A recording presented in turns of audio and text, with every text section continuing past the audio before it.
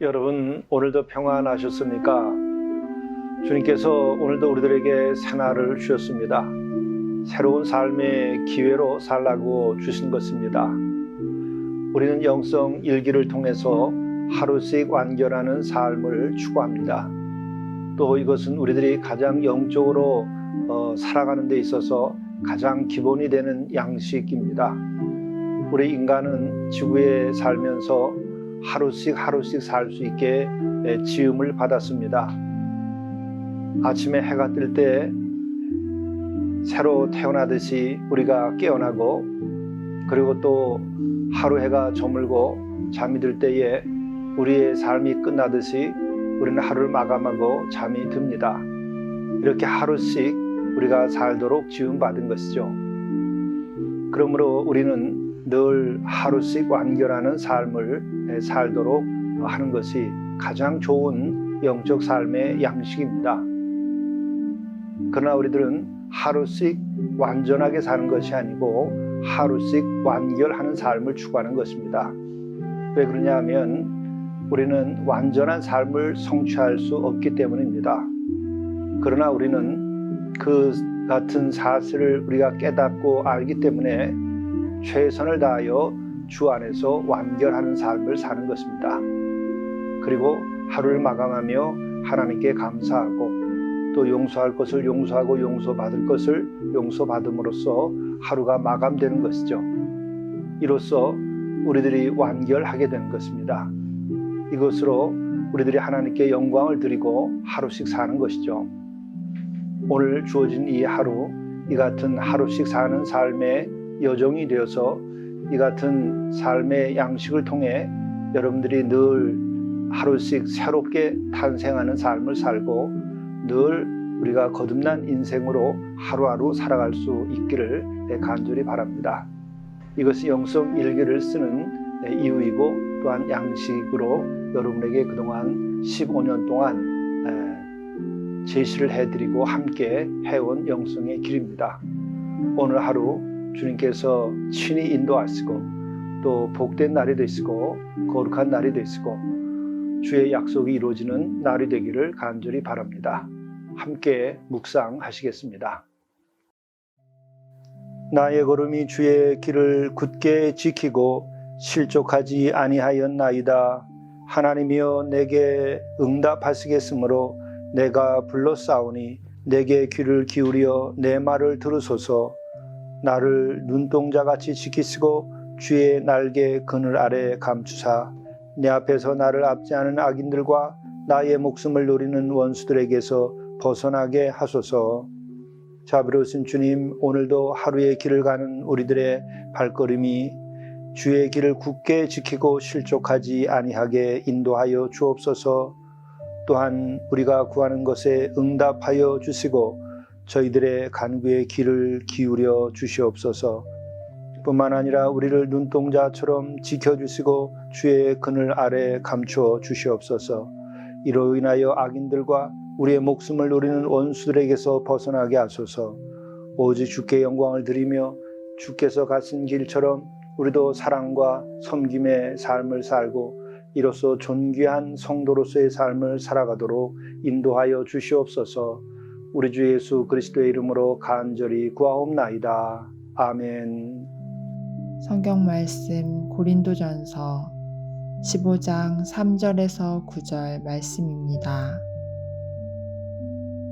내가 받은 것을 먼저 너희에게 전하였노니 이는 성경대로 그리스도께서 우리 죄를 위하여 죽으시고 장사 지낸 바 되셨다가 성경대로 사흘 만에 다시 살아나사 게바에게 보이시고 후에 12 제자에게와 그 후에 500여 형제에게 일시에 보이셨나니 그 중에 지금까지 대다수는 살아있고 어떤 사람은 잠들었으며 그 후에 야고보에게 보이셨으며 그 후에 모든 사도에게와 맨 나중에 만삭되지 못하여 난 자 같은 내게도 보이셨느니라. 나는 사도 중에 가장 작은 자라. 나는 하나님의 교회를 박해하였으므로 사도라 칭함받기를 감당하지 못할 자니라. 이것은 하나님의 말씀입니다. 오늘 영성 일기를 통해서 우리에게 주시는 하나님의 말씀은 고린도전서 15장 1절부터 11절의 말씀입니다. 이 말씀 가운데에 3절부터 9절의 말씀을 중심으로 하여 말씀을 나누겠습니다. 오늘 이 말씀은 예수님이 우리의 죄를 위하여 죽으심과 동시에 예수님의 부활에 관한 말씀입니다. 이 죄에 대하여 죽는 그 예수님의 대속적 죽음과 그리고 부활에 대한 올바른 이해와 믿음을 갖는 것이 기독교 신앙의 핵심입니다.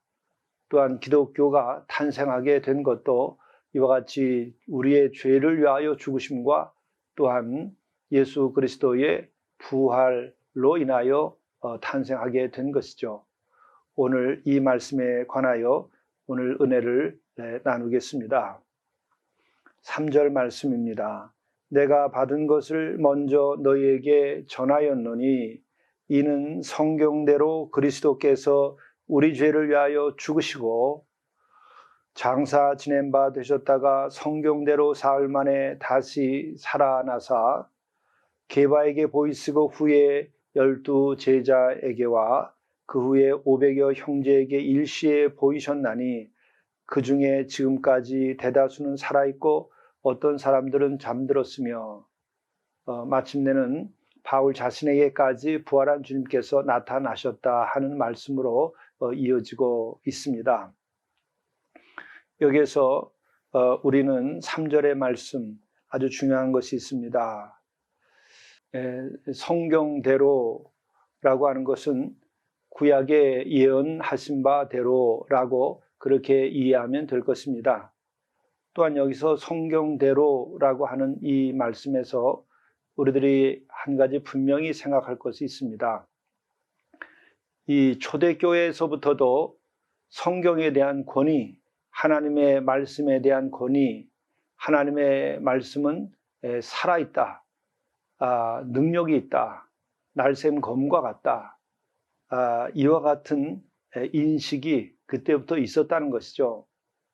이 성경에 대한 권위는 교회가 세워진 다음에 교회가 교회의 굳건한 그 바탕을 놓고 또 심지어는 교회의 어떤 그 권위를 위해서 성경의 권위를 부여했다라고 하는 식의 그릇된 가르침은 그것은 우리가 정말 잘못된 것임을 알아야 됩니다.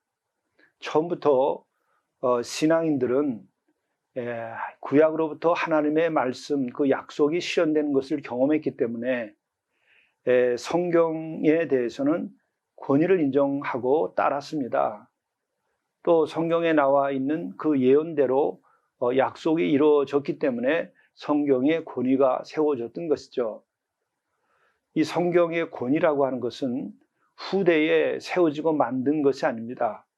우리의 필요에 의해서 만들어진 것이 아니고 이미 말씀이 성취되는 과정을 통해서 권위가 세워진 것이고 또한 그것을 통하여 역시 성경은 하나님의 말씀이라고 하는 것을 인지하게 되고 믿게 된 것이죠.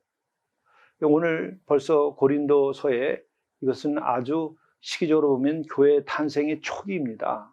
아주 가장 그 초기에 관한 기술인데 이 고린도 전서에서도 성경대로 그리스도께서라고 말하고 있습니다.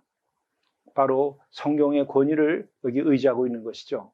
그러므로 우리는 참된 신앙을 갖고 정말 주님의 몸된 교회로서의 능력을 갖고 또 오늘도 교회가 다시 새 힘을 얻으려면 가장 중요한 것이 뭐냐? 그 중에 하나는 바로 성경의 권위, 하나님의 말씀이 하나님의 말씀으로 인정되고 그렇게 대접하는 것입니다. 또 그렇게 우리가 신앙 고백을 하고 성경 말씀에 순종하고 그 말씀의 은혜를 우리가 얻는 것입니다. 이어서 나오는 말씀은 그리스도께서 우리 죄를 위하여 죽으시고 라고 하는 것입니다. 초대교회에 있어서 그 신앙 고백의 가장 중요한 것은 예수께서 죽었는데 그 죽음이 당신이 정치적인 어떤 행위나 혁명이나 또 당신의 어떤 목적을 위해서 죽은 것이 아니라는 겁니다. 우리를 위하여 죽으셨다고 하는 것이죠. 이것을 정말 우리가 캐치해야 됩니다. 우리가 참 믿음을 갖고 예수님과의 올바른 신앙의 관계를 우리가 유지하려면 예수님은 스스로의 정치적 목적이나 당신의 개인의 어떤 그 선한 목적일지라도 그것을 위하여서 죽은 것이 아닙니다. 우리를 위하여 죽으셨다는 거죠. 개인의 어떤 정치적 행위가 아닙니다. 그리고 또한 어느 이념이나 관념을 위하여 죽으신 것이 아닙니다. 그러므로 예수님을 단순하게 어떤 정치적 죽음으로 이해한다든지 어떤 혁명가의 죽음으로 이해하는 것은 그것은 현상적으로 사회학적으로 어프로치할 때에 그렇게 일부가 보인다는 것이지 예수님의 죽음의 본질이 아닙니다. 곧 그것은 신앙의 본질이 아닙니다. 신앙의 본질은 우리를 위하여 죽으셨는데 그때 우리의 무엇을 위하여 죽었느냐가 중요한 것입니다. 바로 우리 죄를 위하여 죽었다는 것이죠. 우리의 죄를 정죄하기 위하여 또한 죽은 것이 아닙니다. 우리의 죄를 예수께서 나무라고 또 그 나무를 했기 때문에 우리를 심판하기 위해서 마침내 죽게 된 것이 아니라는 것입니다. 우리의 죄를 씻기 위하여 죽었다는 것이죠. 이게 대속적 죽음입니다. 그러므로 예수님께서 우리를 위하여 그리고 우리의 죄를 위하여 죽으셨다고 하는 이 고백과 사실은 바로 예수님은 정치적 메시아가 아니고 혁명가가 아니라는 것입니다. 정치적 변혁이나 혹은 개혁이나 혁명으로 이룰 수 없는 더 근본적인 인간의 그 문제를 해결하시기 위하여서 그것도 우리를 정죄하거나 심판하기 위한 것이 아니라고 하는 것이죠. 우리의 죄를 씻기 위하여 대신 죽은 것입니다. 정치가라든지 혁명가라든지 의분에 사로잡혀서 사회개혁을 추구하는 사람들은 우리를 위하여 죽지 않습니다. 그 그릇된 사람을 위하여 죄인을 위하여 죽지 않습니다. 친일배를 위하여 죽지 않습니다. 민족의 반역자의 그 죄를 위하여 죽지 않습니다. 예수께서는 그러나 그 민족의 반역자고 또 인간으로서 정말 인간이라 말할 수 없는 것과 인간이 가지고 있는 보편적인 그 원죄에 대하여 대신 죄를 짊어지고 죽으신 겁니다. 그렇기 때문에 예수께서는 정치가가 아니고 혁명가가 아니고 사회개혁가가 아니라 인간을 구원하기 위하여 오신 그리스도라고 하는 것입니다. 이 근본이 잘못되게 되면 우리의 신앙의 근본이 잘못되게 되는 것이고 그것으로 인하여 우리는 참된 신앙의 길을 갈 수가 없습니다. 또 교회 역시도 그릇된 길로 가게 되어 있습니다. 우리는 다시 한번 이 고린도 전서의 3절 말씀을 우리들이 분명히 마음에 새겨야 됩니다. 성경대로 하나님의 말씀대로 놀라운 권위를 여기 인정하고 있는 거죠. 그 말씀 반드시 이루어지고 그 약속은 반드시 성취된다는 거예요. 그리고 그렇게 되어 왔다는 것입니다. 성경대로 그리스도께서 메시아입니다. 혁명가가 아니죠. 그 메시아께서 당신의 죄 때문이 아니고 우리의 죄 그리고 또한 어떠한 사회적 목표가 아니라 사회가 변혁돼도 해결될 수 없는 또 인간사를 진정으로 변화시킬 수 있는 그 죄의 씻김, 그것을 위하여 그분이 대신 죽으셨다는 거죠. 이는 성경대로 그리스도께서 우리 죄를 위하여 죽으시고 그 다음이 또한 중요한 것입니다. 장사 지낸 바 되셨다가 성경대로 사흘 만에 다시 살아나사 게바에게 보이시고 후에 12제자에게와 500의 형제들에게 나타났다. 여기서 부활입니다. 우리는 부활이 십자가의 완성이고 부활이 우리 구원의 완성이고 죄의 사함의 완성이고 천국에 대한 소망을 가지게 한 것입니다. 우리들이 예수께서 성경대로 그리스도께서 우리 죄를 위하여 죽으시고를 믿었으면 그 다음에까지 믿고 그 믿음의 고백을 해야 됩니다. 그것은 바로 사흘 만에 다시 살아나셨다는 거죠. 부활의 신앙입니다. 부활이 없었다고 한다면 기독교가 없었습니다.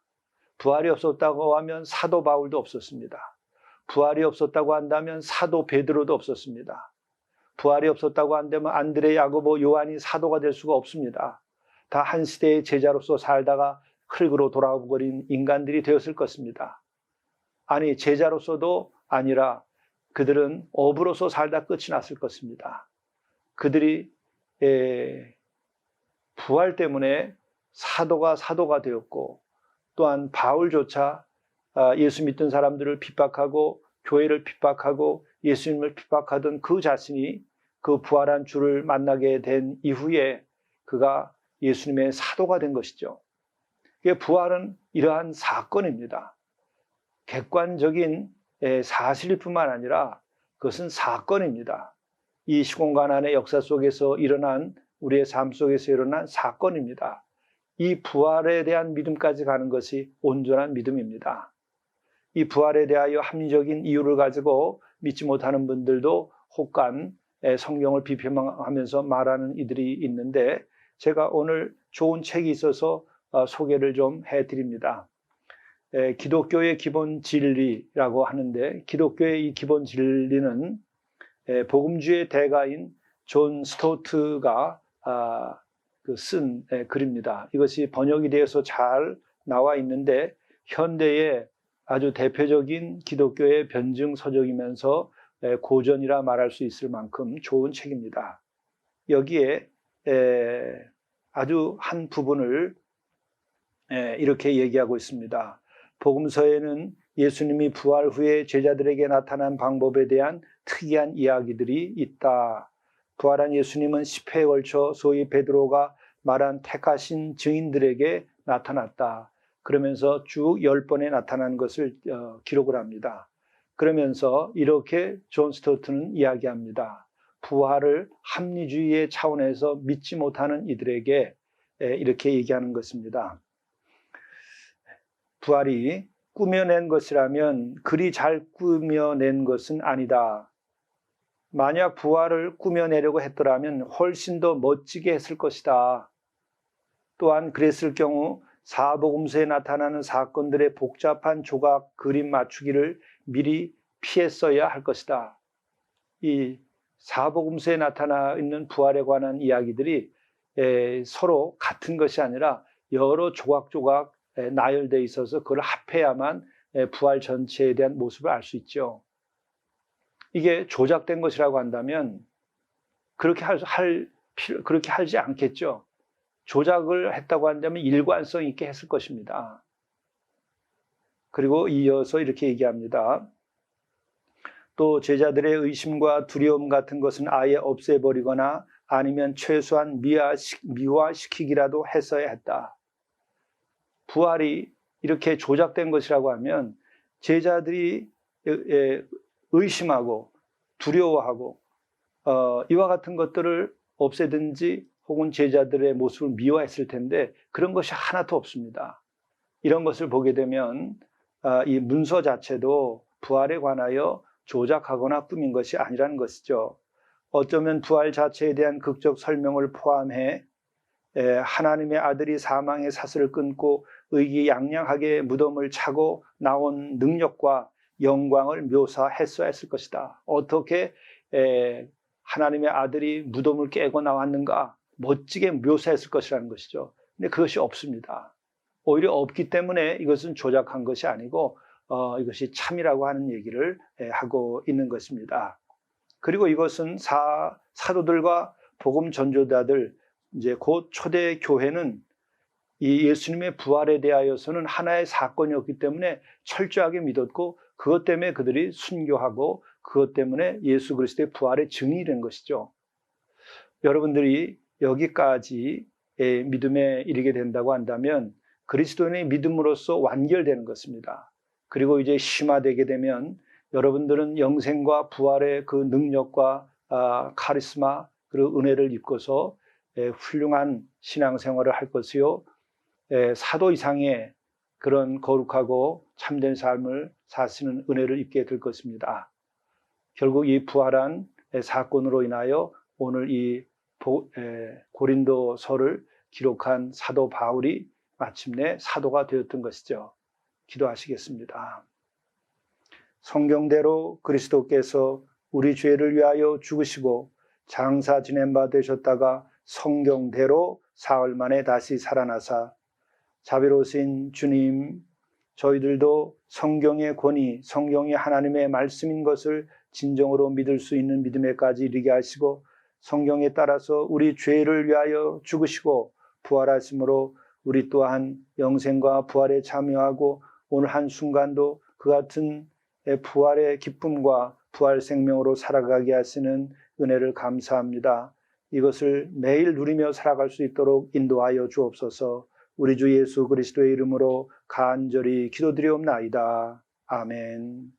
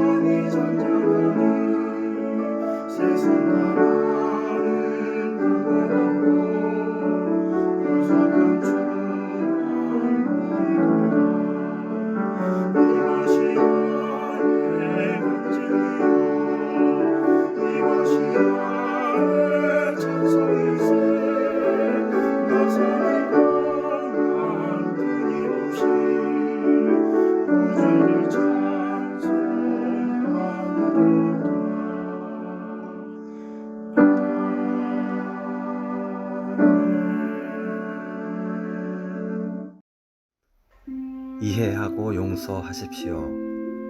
하루 여정에서 생겨난 상처를 씻고 갈등의 무거운 짐을 내려놓으십시오.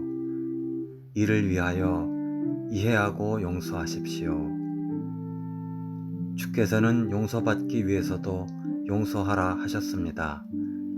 이해하고 용서하면 삶의 여정이 늘 가벼운 발걸음이 됩니다. 천국에 이르는 먼 길을 가려면 가벼워야 합니다.